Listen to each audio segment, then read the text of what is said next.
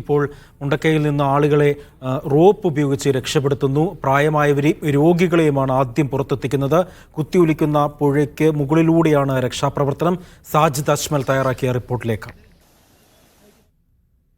പുഴയുടെ ഇരു കരകളുമായാണ് സുരക്ഷാ ഉദ്യോഗസ്ഥരും അതുപോലെ തന്നെ രക്ഷാപ്രവർത്തകരും നിൽക്കുന്നത്. ഈ വടത്തിലൂടെ ഇങ്ങോട്ട് ആളുകളെ എത്തിക്കുന്നു. ഇതിൽ പരിക്കേറ്റ ആളുകളുണ്ട്, ഗുരുതരമായി പരിക്കേറ്റ ആളുകളുണ്ട്, അതുപോലെ തന്നെ മൃതദേഹങ്ങളുണ്ട്. ഈ രീതിയിലാണ് രക്ഷാപ്രവർത്തനം തുടർന്നുകൊണ്ടിരിക്കുന്നത്. നമ്മൾ ഈ കാണുന്ന ഭാഗത്തായിരുന്നു ഈ പാലം ഉണ്ടായിരുന്നത്. ഈ മുണ്ടക്കൈ ഭാഗത്തേക്ക് ഉള്ള ഏക ഗതാഗത മാർഗവും ഇതായിരുന്നു.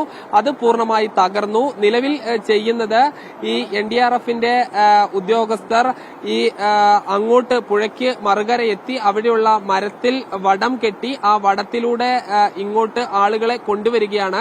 ഒരു ഡോക്ടറെയും അങ്ങോട്ട് എത്തിച്ചിട്ടുണ്ട്. ഇതിന് കാരണം ഈ പരിക്കേറ്റ ആളുകൾ, അതോടൊപ്പം തന്നെ ഈ ആളുകൾ ഒരുപക്ഷെ അബോധാവസ്ഥയിലായിരിക്കാം. അവരുടെ അവസ്ഥ എന്താണ്, അവർക്ക് ശരീരത്തിൽ ജീവനുണ്ടോ തുടങ്ങിയ കാര്യങ്ങളാണ് ഈ മെഡിക്കൽ സംഘം പരിശോധിക്കുന്നത്, ഡോക്ടർ പരിശോധിക്കുന്നത്.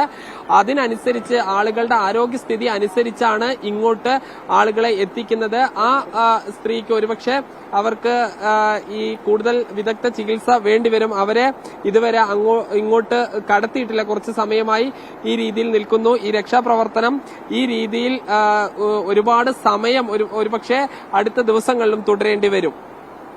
സാജിദ് അജ്മലാണ് അവിടെ നിന്നും വിവരങ്ങൾ നൽകിക്കൊണ്ടിരിക്കുന്നത്. കുത്തിയൊഴിക്കുന്ന ആ പുഴയുടെ നടുവിൽ നിന്നുകൊണ്ട് അവിടെ നേരത്തെ ഒരു പാലമുണ്ടായിരുന്നു.